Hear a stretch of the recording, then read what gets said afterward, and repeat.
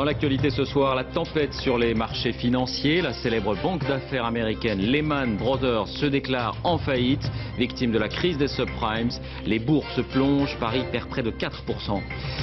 Nous n'avons jamais été aussi proches de la prochaine crise, mesdames et messieurs, mais dans cette vidéo, le but n'est pas de vous faire peur, mais concrètement de savoir comment s'y préparer.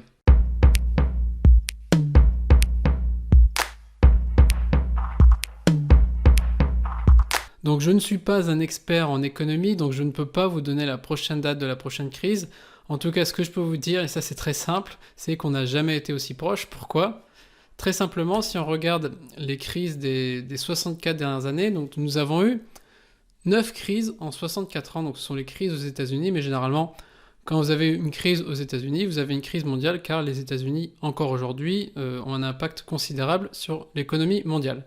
Donc vous voyez, les crises font partie d'un cycle économique avec des phases de croissance, des phases de décroissance.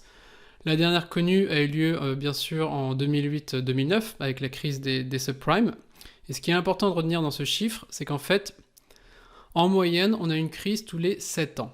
Et donc la dernière a eu lieu en 2008. Au moment où je fais cette vidéo, nous sommes en 2019. Donc cela fait 11 ans que nous n'avons pas eu de crise. Donc on va dire qu'on est largement au-dessus de la moyenne d'une crise tous les 7 ans. Donc on peut considérer qu'on est quand même de plus en plus proche d'un nouveau cycle. Alors est-ce que ce cycle va prendre 1 an, 2 ans ou 3 ans? On ne sait pas. En tout cas, il est très important de s'y préparer.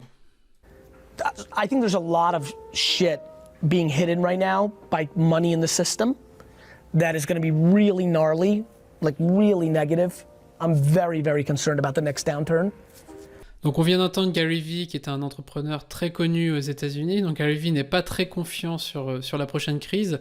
Clairement, on a des signaux faibles. Donc on a les taux d'intérêt qui sont extrêmement bas, qui sont trop bas. À cause de ces taux d'intérêt, vous avez trop de liquidités sur les marchés, vous avez trop d'argent. Comme les taux d'intérêt sont bas, vous avez un niveau d'endettement qui est très important en Europe, aux États-Unis, que ce soit au niveau des États, des particuliers et des entreprises. Et donc forcément, ça crée un risque des tensions sur le marché. Vous avez aussi une forte dérégulation des marchés bancaires aux États-Unis depuis l'arrivée de Trump au pouvoir. On a des tensions en Europe, on ne va pas revenir dessus, mais on a quand même des tensions en Italie, on a des tensions sociales. On a des signes d'affaiblissement en Chine. Forcément, la Chine n'arrive plus à produire le même niveau de croissance qu'auparavant. Et enfin, on a une hausse des prix des matières premières. Donc ce sont vraiment des signaux classiques avant la fin d'un cycle économique. Vous connaissez probablement Warren Buffett, qui est l'un des hommes les plus riches du monde. Et donc Warren Buffett, récemment, a déclaré qu'il gardait énormément de cash, donc 100 milliards en cash prêt à investir au prochain cycle économique. Et donc Warren Buffett est très connu pour toujours faire ses meilleurs coups, ses meilleurs investissements au moment des crises, comme il a très bien fait au moment des subprimes aussi, de la crise Internet en 2001. Donc c'est un bon indicateur de voir ce genre de personnes. On voit aussi beaucoup d'entreprises qui sont en train en ce moment de garder beaucoup de réserves, beaucoup de trésorerie pour pouvoir investir au moment où finalement les prix vont complètement chuter. Donc maintenant, qu'est-ce qui va se passer pendant la crise, quand la crise va arriver? Donc vous allez sûrement avoir, donc si vous travaillez, cette vidéo s'adresse en particulier aux personnes qui travaillent autour de la supply chain, de la gestion de stock, de la finance. Clairement, vous allez sûrement avoir votre patron arriver dans votre bureau qui va vous dire « Arrêtez tout, coupez toutes vos commandes, c'est la crise ». Donc qu'est-ce qui va se passer concrètement? On va avoir tout d'abord une baisse de la demande, donc les ménages et même les entreprises, par peur au début, vont arrêter de consommer. Donc vous aurez une offre produit sur le marché qui sera supérieure à la demande, vous aurez trop de stock. Donc forcément, ça va augmenter le niveau de stock. Comme vous allez avoir trop de stock, les entreprises à un moment vont devoir baisser les prix. Et donc comme vous allez baisser les prix, vous allez avoir clairement une baisse des profits.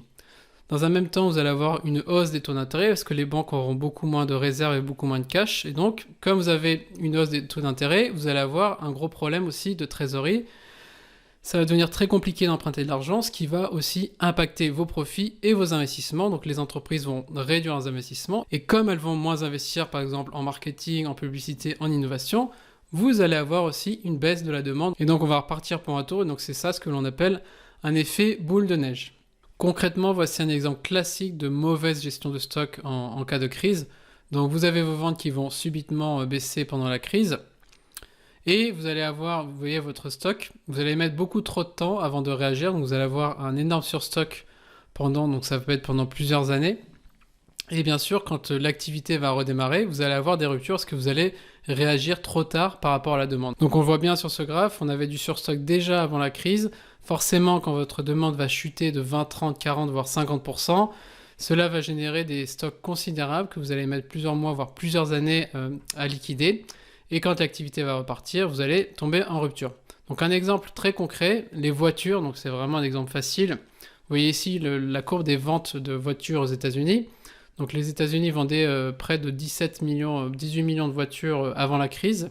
Et vous voyez que pendant la crise, sur plus d'une année, les ventes ont chuté à près de moitié, autour de 8 millions, 7-8 millions de voitures. Donc les ventes ont été divisées par 2. Et donc vous imaginez, on a tous vu ces images de parkings remplis de voitures neuves, ce qui a provoqué encore une fois une baisse des prix, etc. etc. Donc c'est vraiment un exemple concret. Généralement, les entreprises vont réagir trop tard, ce qui va générer énormément de surstock et donc beaucoup de problèmes de trésorerie. Et on retombe sur ce fameux effet boule de neige. Donc concrètement, maintenant, on va parler de comment se préparer à cette prochaine crise. You know what's happening next.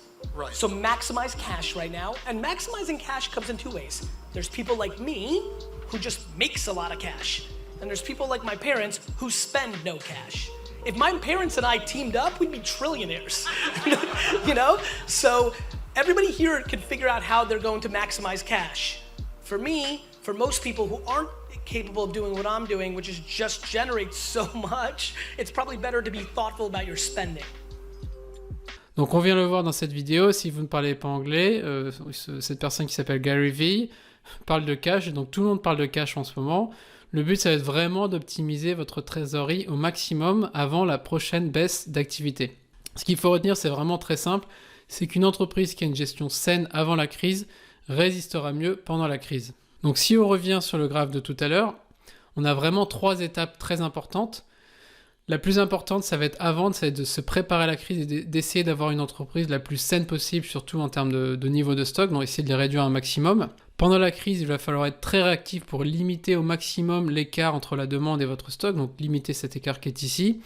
Et enfin, en sortie de crise, il va falloir pouvoir accélérer très rapidement pour répondre à la demande, en tout cas plus rapidement que ses concurrents. Donc concrètement, avant la crise, pour réduire vos stocks, il va falloir déjà mesurer sa performance avec des indicateurs et des objectifs qui sont très clairs. Allez voir notre vidéo sur les 10 indicateurs clés en supply chain si vous ne l'avez pas encore vu.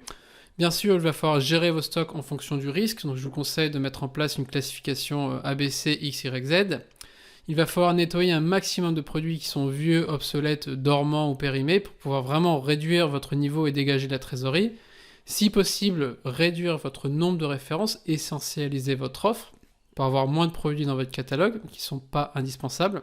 Essayez de privilégier une approche que l'on appelle coût complet qui va plus favoriser la trésorerie. Donc par exemple, si vous approvisionnez depuis la Chine avec des délais à 12 mois où vous devez payer en avance, forcément vous allez peut-être gagner en prix d'achat, mais vous allez perdre énormément en trésorerie. Donc ça va vraiment avec le côté augmenter votre flexibilité.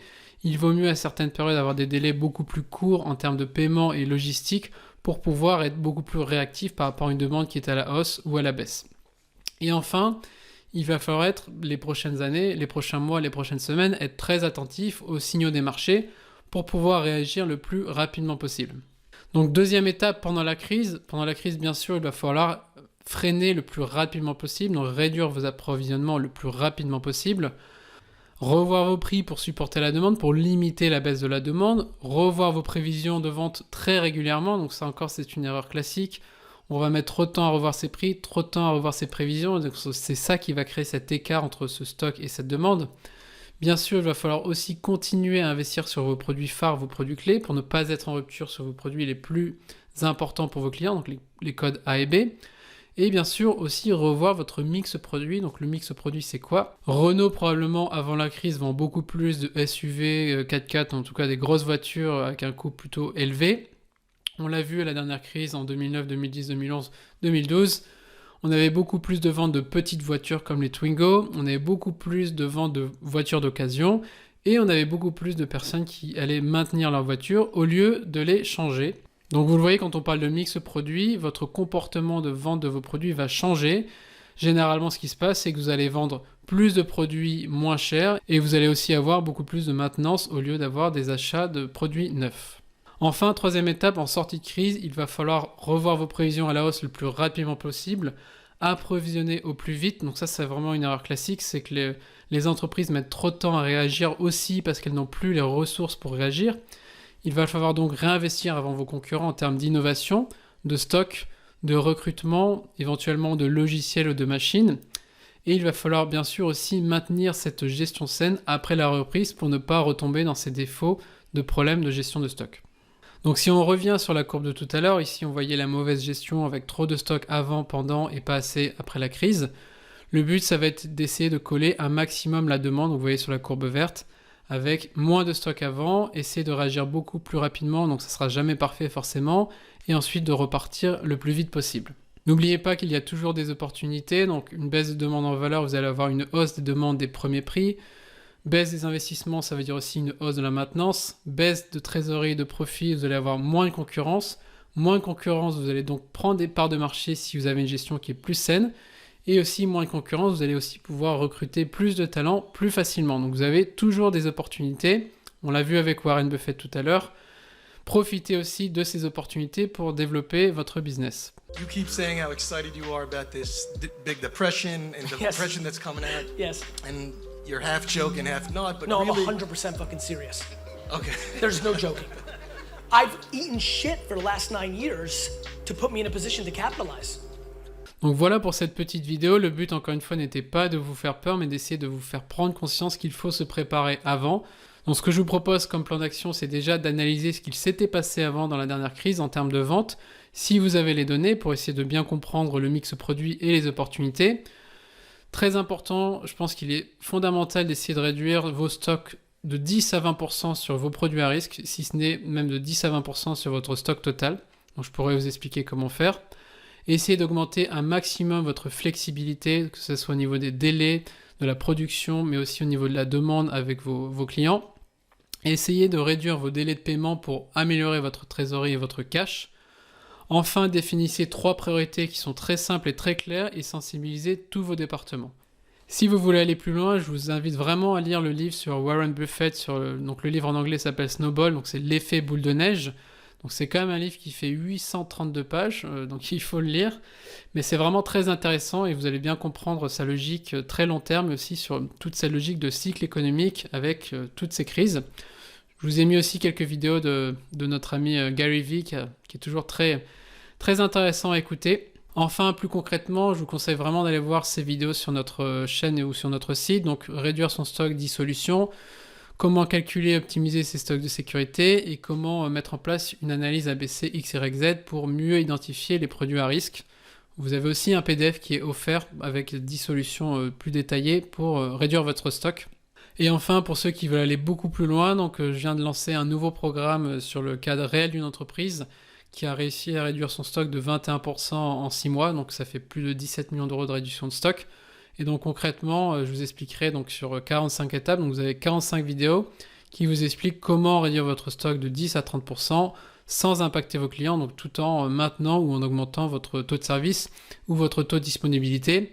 Et vous pourrez concrètement télécharger tous les exemples sur Excel. Vous avez aussi un PowerPoint qui vous montre comment présenter les plans d'action et les résultats. Et vous avez une checklist avec plus de 200 points à vérifier pour être sûr que vous allez dans la bonne direction. Donc voilà, si ça vous intéresse, je vous ai mis un autre petit lien en dessous de la vidéo et on se retrouve pour des prochaines vidéos.